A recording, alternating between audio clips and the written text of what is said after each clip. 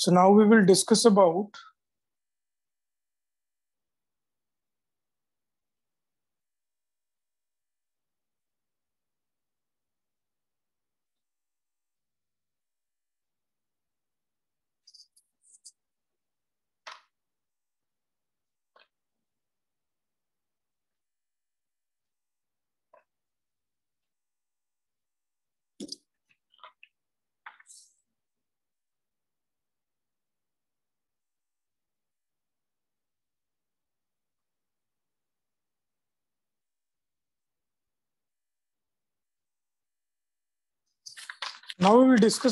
projection geometry and intraoral radiography. That means we will discuss about the techniques, the basic techniques of X-ray exposure. So first is your paralleling technique.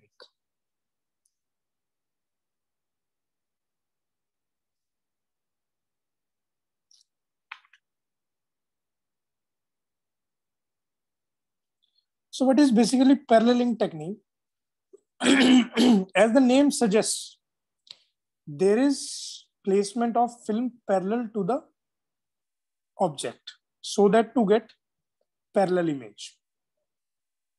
Basically, this procedure will help us to minimize the distortion and best incorporates the imaging principle. What happened in the paralleling technique? The film is placed parallel to the long axis of the tooth. Suppose this is your tooth.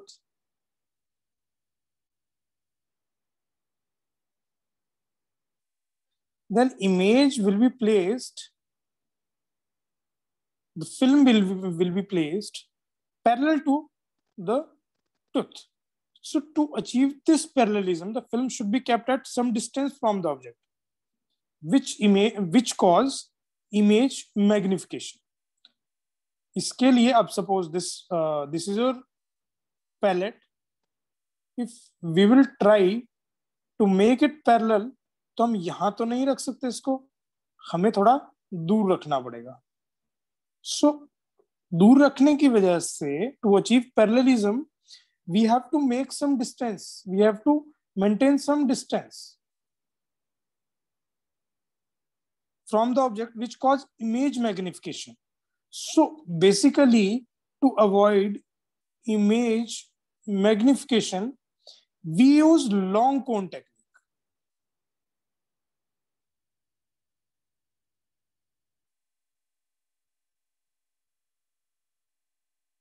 Basically आपको concept क्या याद रखना है कि film को अगर हमें दूर प्लेस करना है तो मैग्निफिकेशन हो जाएगी, जरूरत से ज्यादा बड़ी दिखेगी चीज. तो उसको मेंटेन करने के लिए हमें लॉन्ग कोन टेक्निक यूज करनी है ताकि एक्सरे सोर्स भी उतना ही दूर हो जाए. Right. So basically the X-ray beam is oriented at right angle to the object but not to the film. Then it results in, अगर सपोज एक्सरे बीम को हमने ओरिएंट किया right angle to the object but not to the film. ठीक है. Suppose ये हमारा tooth है, हमने प्लेस कर दी फिल्म ऐसे, बट हमने ध्यान दिया सिर्फ इसके साथ पैरेललिज्म का. इसके साथ हमारा 90 डिग्री का एंगल बन गया, इसके साथ नहीं बना. तो what will happen? There is elongation of image. Right. elongation of image हो जाएगी. ठीक है. और नॉर्मली जो हम यूज करते हैं, हम फिल्म को पकड़ के यूज करते हैं. ठीक है. So this is basically bisecting angle technique in which the film is kept closer to the object and central is directed perpendicular to the imaginary plane that bisects the angle formed by the film and the object. Suppose this is your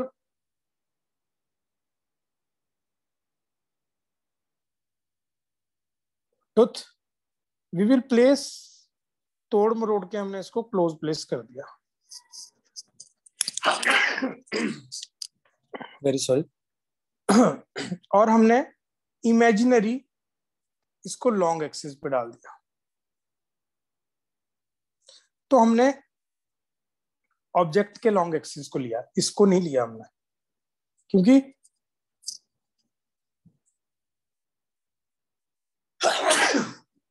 sorry I am not feeling well actually. So हमने एक imaginary axis बना दी अपनी 90 degree के basis पे, हमने object के साथ 90 degree बना दिया, फिल्म के साथ नहीं बनाया। वहां पे हमने फिल्म के साथ 90 डिग्री बनाना है, तो हम एग्जैक्ट इमेज, सिंपल सा याद रखो, अगर 90 डिग्री एंगल बनता है एक्सरे सोर्स का with the film, then it is your paralleling technique. अगर 90 डिग्री एंगल एक्सरे सोर्स का बनता है with the object, then this is your bisecting technique. बस इतना याद रखो, ठीक है। इससे आपको कोई भी क्वेश्चन याद रहेगा, बहुत कॉमन क्वेश्चन है, लेकिन अब नहीं आते हैं इस तरह के क्वेश्चन, ठीक है। Now there is a SLOB rule. SLOB rule क्या कहता है? Same side lingual opposite side buccal. दो उंगलियां हैं, ठीक है। थोड़ा सा कोशिश करूंगा 3D में बनाने की।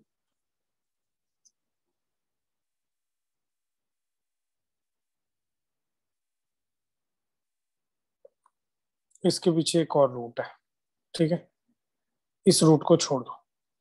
हमारा एक्सरे एक्सपोजर सामने से था, एक था मिजियली, एक था डिस्टली, ठीक है। मिजियल, डिस्टल और स्ट्रेट, राइट। तो जब हम इन दोनों रूट्स को सामने से लेंगे तो ये ओवरलैप करेंगे एक दूसरे के ऊपर, तो नजर आएगी एक। अगर हम मिजियल से लेंगे तो मिजियल साइड से अगर हम लेते हैं और हमें दो रूट्स दिखती हैं, सपोज हमें कुछ कुछ ऐसी दिख जाती हैं, तो जो मिजियल साइड की तरफ होगी वो लिंगुअल होगी,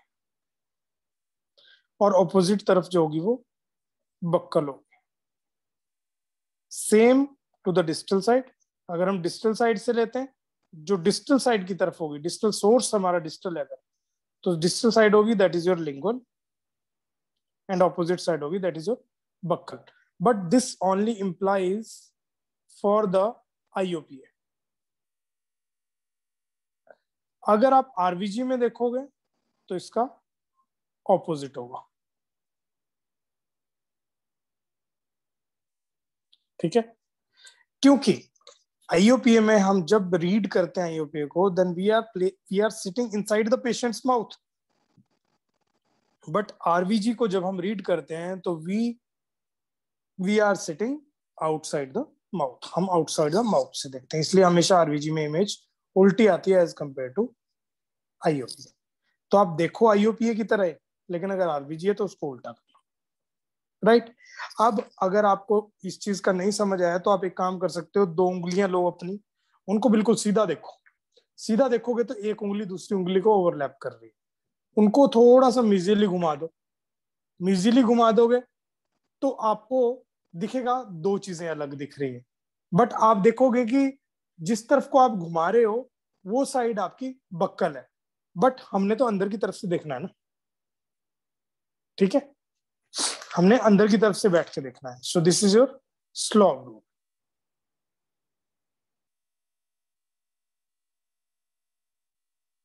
this SLOB rule is also called as Clark rule, different name है इसके, buckle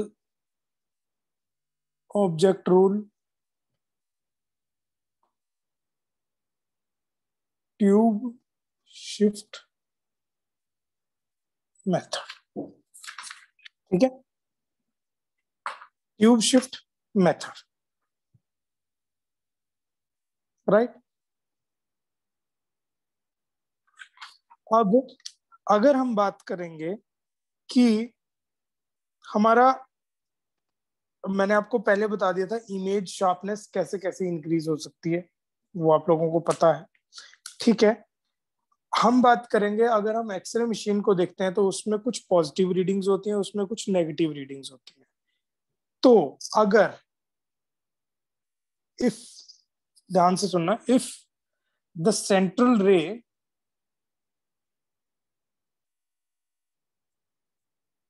is more positively inclined to the bisector, positively inclined है जितना हमें चाहिए उससे ज्यादा, then there is 4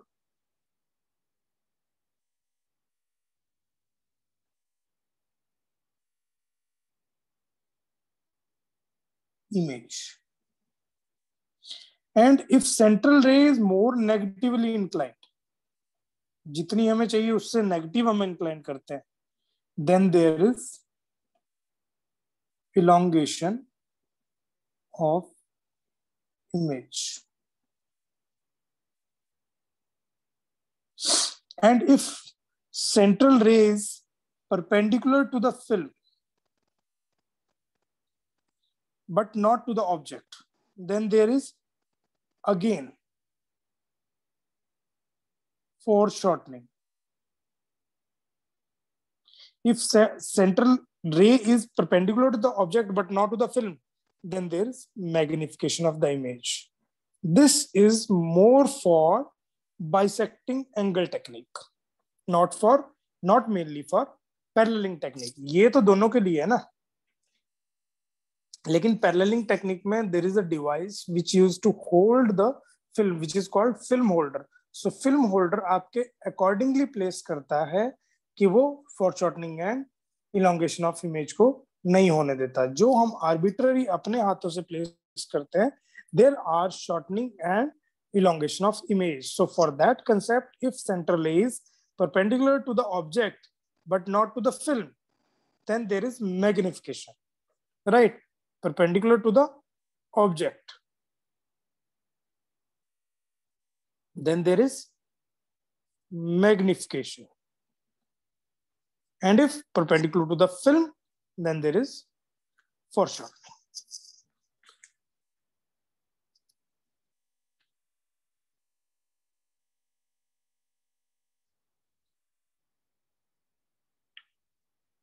Right? So what else we can study in this? So the best technique out of paralleling technique and the bisecting technique is paralleling technique, because this is the method for making intraocular radiograph to make image very less of image distortion, or you can say minimize the image distortion. In this technique, we have to keep object parallel to tooth surface, and it is kept at some distance from the tooth, and the result of some magnification. अगर हमने थोड़ा सा दूर रखा है, magnification होगा, तो उसको हम long cone technique, long open ended cylinder use कर सकते हैं, because long open ended cylinder जो है, it increase the focal spot to object tooth distance. This decrease the magnification and increase sharpness. There was a question that IOP image magnification can be reduced by 4 options: short cone, long cone, film placed near to the object, film placed away from the object, film placed near to the tooth. So the answer is long cone. Long cone technique, again, it was asked in the PGI December 2013.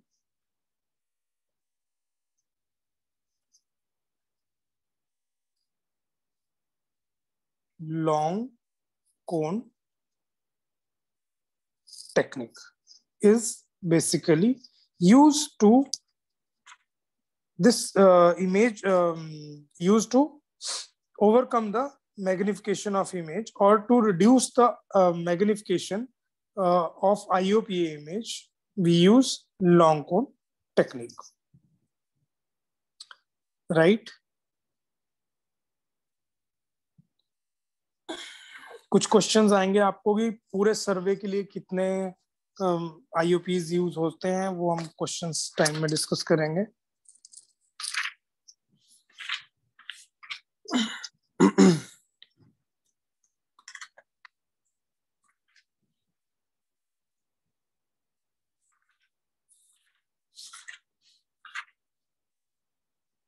अभी तक किसी को कुछ समझ ना आया हो पूछ सकते हैं, मैं थोड़ा कुछ इससे रिलेटेड कुछ और मुझे मिलता है तो मैं आपको बता देता हूँ, otherwise I think that much is enough, because इसी में से आपको क्वेश्चंस पूछे जाएंगे। इससे ज्यादा में जाओगे तो याद भी नहीं रहेगा, ध्यान भी नहीं रहेगा। बेटर है कि आप इतना ही ध्यान रखो।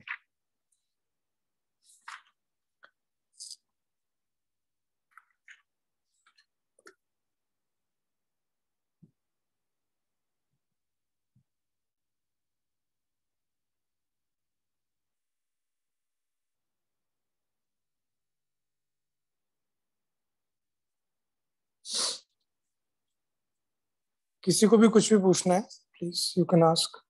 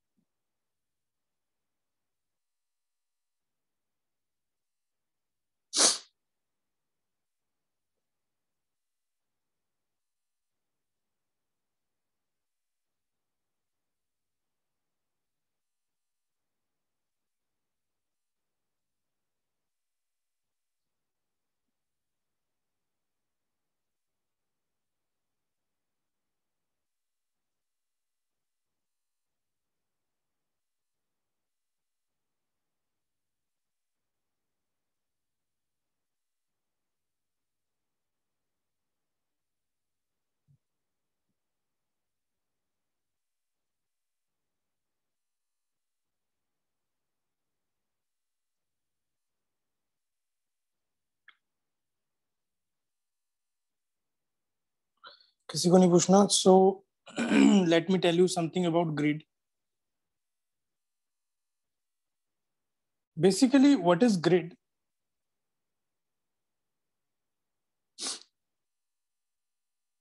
Basically, grid is it consists of series of lead foil strips. Lead foil strips separated by X-ray transparent spacers.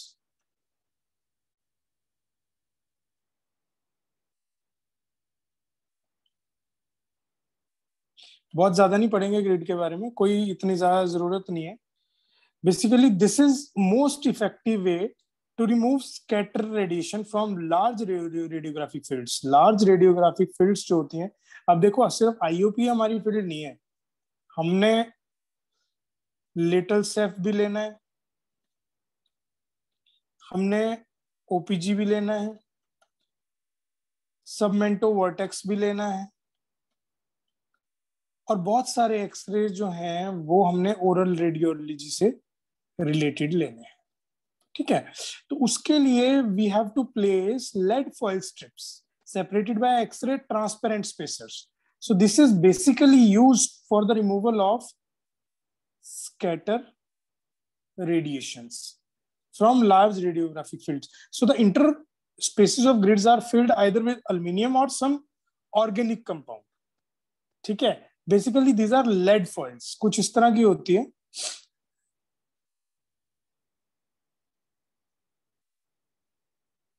These are lead foils.